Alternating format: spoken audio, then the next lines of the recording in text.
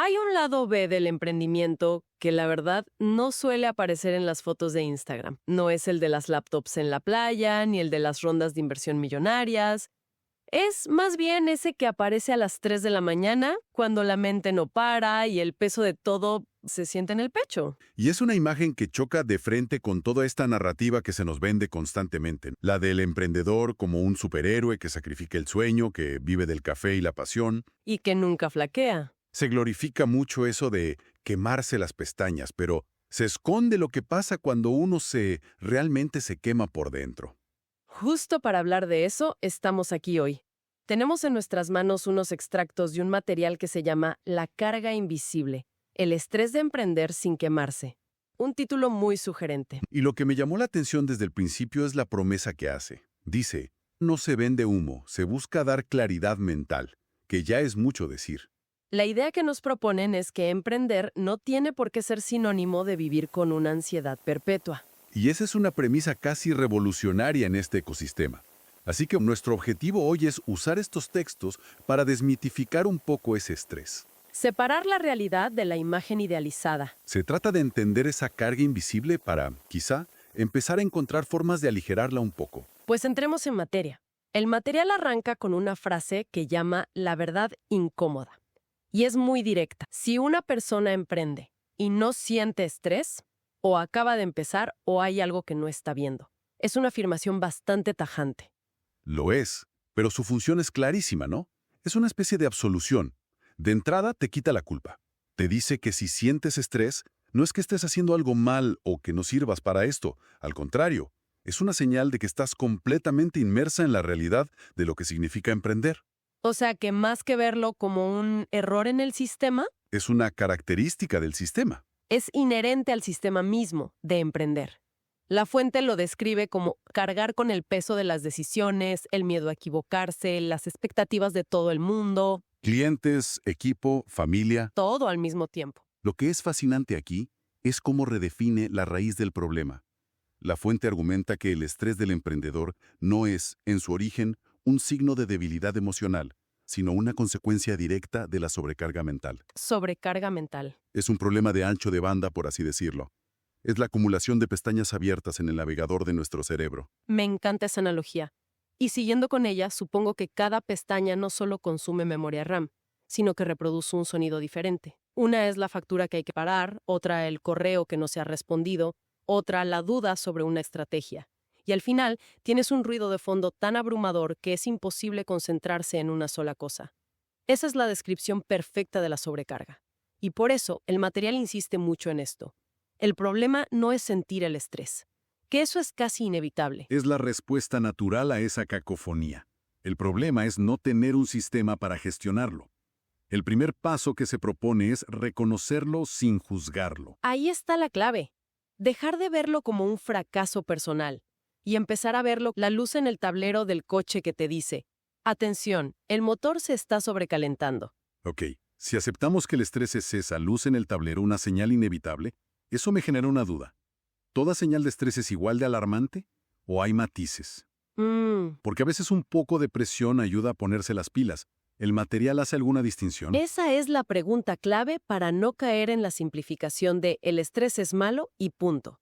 Y sí, la fuente ofrece una clasificación que me parece muy útil. Distingue entre dos tipos muy diferentes. Por un lado, está lo que llama estrés productivo, que sería ese empujón que te activan, ¿no? La adrenalina antes de una presentación importante, o la concentración máxima para cumplir con una fecha de entrega. El que te pone en marcha. El que te enfoca. Eso es. En términos técnicos se le llama eustrés. Es una tensión que moviliza nuestros recursos de manera óptima para superar un desafío. Es útil y es temporal. Pero luego está la otra cara de la moneda. El estrés tóxico. El que la fuente denomina estrés tóxico. Y su descripción es muy clara. Es el que drena la energía, sabotea el sueño y aniquila la motivación. Es ese estado constante de alerta que no te permite descansar de verdad, ni pensar con claridad. Y aquí es donde creo que mucha gente se pierde. La línea entre uno y otro parece muy borrosa, ¿no? ¿Cómo se sabe cuándo has cruzado de un estrés que te impulsa a uno que te está hundiendo sin que te des cuenta? Según el material, Uno de los principales motivos por los que se cae en el estrés tóxico es una confusión fundamental. ¿Cuál? Se llega a creer que estar ocupado es lo mismo que avanzar. Fuente lo remata con una frase lapidaria. Spoiler, no es lo mismo. Eso de en el clavo. Es la cultura del hustle, ¿no? La glorificación de tener la agenda llena, de responder correos a medianoche, se ha creado como una estética en torno al agotamiento, como si fuera una medalla de honor. Es una trampa cultural muy potente. La actividad constante se percibe erróneamente como un sinónimo de progreso y compromiso. Pero, como bien dice el material, a menudo es como correr en una caminadora. Hay mucho movimiento. Mucho movimiento, mucho sudor, mucho esfuerzo aparente. Pero no se avanza ni un centímetro hacia el destino deseado. Y me imagino que esa caminadora consume una cantidad de energía brutal. Estás agotando tus recursos físicos y mentales sin generar un resultado real. Solo la ilusión de movimiento. Ese es precisamente el caldo de cultivo del estrés tóxico. Agota las reservas sin ofrecer el retorno de un progreso tangible, lo que genera frustración, un sentimiento de estancamiento. El material nos invita a cuestionar esa ecuación que damos por sentada. Más horas y más ocupación no significan necesariamente mejores resultados. A veces significan simplemente más desgaste. Esa imagen de la caminadora es muy potente. Y, a ver, si alguien se da cuenta de que lleva mucho tiempo corriendo sin avanzar, ¿cuáles son las señales de que la máquina está a punto de echar humo? ¿Menciona el material algunos síntomas específicos a los que prestar atención? Sí, y se enfoca en señales que a menudo se normalizan o se disfrazan de otra cosa, como ser muy autoexigente o estar muy comprometida. Por ejemplo, una de las primeras es la irritabilidad constante, esa sensación de tener la mecha muy corta para todo. Que cualquier pequeño imprevisto se siente como una catástrofe. También menciona la mente acelerada, esa incapacidad de apagar el cerebro por la noche. Cuando te acuestas y en lugar de dormir empiezas a repasar la lista de pendientes. O a simular conversaciones difíciles, o a preocuparte por escenarios hipotéticos, El famoso cerebro de mono. saltando de una rama a otra sin descanso. Otro síntoma que destaca es la dificultad para tomar decisiones, lo que se conoce como fatiga por decisión. Que hasta las elecciones más pequeñas como qué almorzar se sienten abrumadoras. Paralizantes. Y finalmente, una muy común. Sentir un cansancio profundo y persistente incluso después de haber dormido, teóricamente, lo suficiente. Que no es sueño, es agotamiento. Y aquí viene la parte que me pareció más reveladora. El texto subraya que cuando una persona experimenta esto, su primera reacción suele ser culparse. Siempre. Me falta disciplina, estoy siendo floja, tengo que esforzarme más. Pero la fuente dice que no, que esto no es un problema de voluntad. Si no, Es el resultado fisiológico de una sobrecarga mental sostenida. y aquí es donde se pone realmente interesante, porque el material introduce un concepto que llama el doble castigo. Es un mecanismo psicológico increíblemente destructivo y muy común. Espera, doble castigo. ¿Cómo funciona eso? Es un ciclo vicioso de dos pasos. Primero, la persona sufre los síntomas que acabamos de describir. La irritabilidad, la mente acelerada, el cansancio. Ese es el primer castigo, el sufrimiento directo causado por el estrés.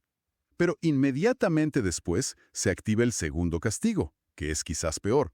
La persona se siente culpable por estar estresado. Empieza el diálogo interno negativo. Debería poder con esto. No debería sentirme así. Fulano lo hace y no se queja. Básicamente, nos castigamos por haber sido castigados por el estrés. Es un laberinto mental del que parece imposible salir. Y esa culpa, ese autojuicio, intensifica el desgaste de una manera exponencial. Porque ya no solo se está luchando contra el estrés, sino también contra la propia autocrítica. Contra una misma, la fuente lo resume de una manera muy gráfica. Negocio redondo para el desgaste. Se crea un bucle de retroalimentación donde el estrés genera culpa y la culpa genera más estrés. Es agotador solo de pensarlo. Por eso, el punto crucial que destaca el material es que reconocer estos síntomas como lo que son, señales de sobrecarga, no de debilidad, es el primer paso indispensable para empezar a desactivar esa segunda capa de castigo. La de la culpa. Hablando de desactivar mecanismos, el material no se queda solo en el diagnóstico, lo cual se agradece. Propone una herramienta práctica, Algo concreto. algo que se puede aplicar desde hoy mismo. Y lo que me gusta es que es increíblemente simple. casi sospechosamente simple. A menudo las soluciones más efectivas son las que se sienten así, ¿no? Porque su simplicidad elimina la barrera para empezar a aplicarlas. ¿En qué consiste? Cita un papel y un lápiz. El primer paso es escribir en ese papel una sola decisión pendiente. 1. La fuente insiste mucho en esto. No una lista de 10 tareas, solo una decisión. El foco en una es clave. Evita que el propio ejercicio de alivio se convierta en otra fuente de agobio. Y ahora viene la parte que me parece más contraintuitiva. El objetivo del ejercicio no es resolver esa decisión en ese momento. No se trata de hacer un plan ni de analizar pros y contras. Eso sí es contraintuitivo. El impulso natural sería aprovechar que ya la tienes delante para intentar solucionarla. Claro. Entonces, ¿cuál es el propósito real? ¿Por qué resistir esa tentación? El propósito, según la fuente, es puramente mecánico. Sacarla de la cabeza. El simple acto físico de escribirla la transfiere del espacio mental, donde da vueltas en bucle, al espacio físico del papel. El beneficio que se promete es inmediato y único: reducir la carga mental para poder descansar. Pues fíjate, desde un punto de vista cognitivo, esta técnica es muy efectiva, aunque parezca simple. Se basa en un principio conocido como descarga cognitiva o externalización. ¿Descarga cognitiva? Nuestro cerebro tiene una capacidad de memoria de trabajo muy limitada, como la memoria RAM de un ordenador. Cuando una preocupación se queda en bucle, ocupa un espacio valiosísimo de esa memoria. Es como tener un programa colgado en segundo plano que está consumiendo el 90% del procesador. Es una analogía perfecta. La máquina se vuelve lenta, se sobrecalienta y no funciona bien. Al escribir esa única decisión, le estás enviando una señal muy clara a tu cerebro. Tranquilo, no tienes que seguir recordándome esto cada 3 minutos. Estás salvo aquí, en el papel. Mañana nos ocupamos. Mañana, con la mente fresca, nos ocuparemos. Esto libera esos recursos mentales y permite que el sistema nervioso entre en un estado de mayor calma, lo que facilita el descanso. Y la filosofía que hay detrás, que también menciona la fuente, me parece muy sabia.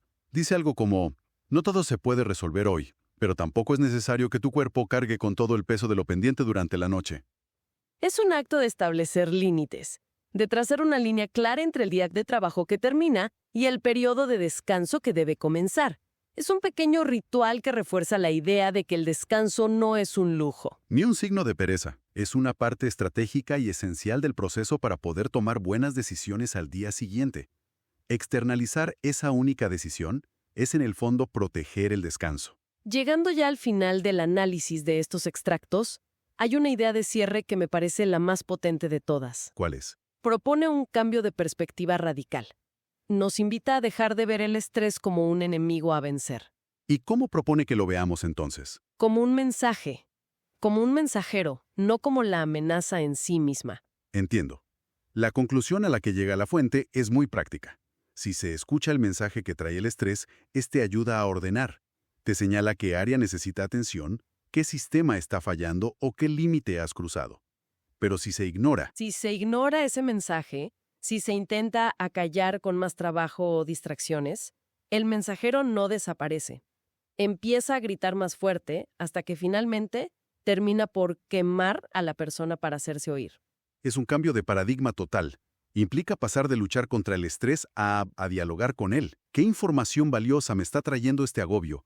¿Qué ajuste necesito hacer en mi sistema, en mi rutina? Y para cerrar, el material deja una frase que condensa toda esta filosofía. Una idea que va completamente a contracorriente de esa cultura del sacrificio de la que hablábamos al principio. La frase es: emprender no tiene que doler para valer. Es una declaración muy necesaria. Y pensando en todo lo que hemos explorado, me gustaría proponer una reflexión final. Adelante. Una idea para que quienes nos escuchan se queden dándole vueltas. La fuente se enfoca de manera brillante en la carga mental de las decisiones pendientes y nos da una herramienta para externalizarlas. Sí, la pregunta que podríamos hacernos es, ¿qué otras cargas invisibles podrían estar afectando nuestro bienestar?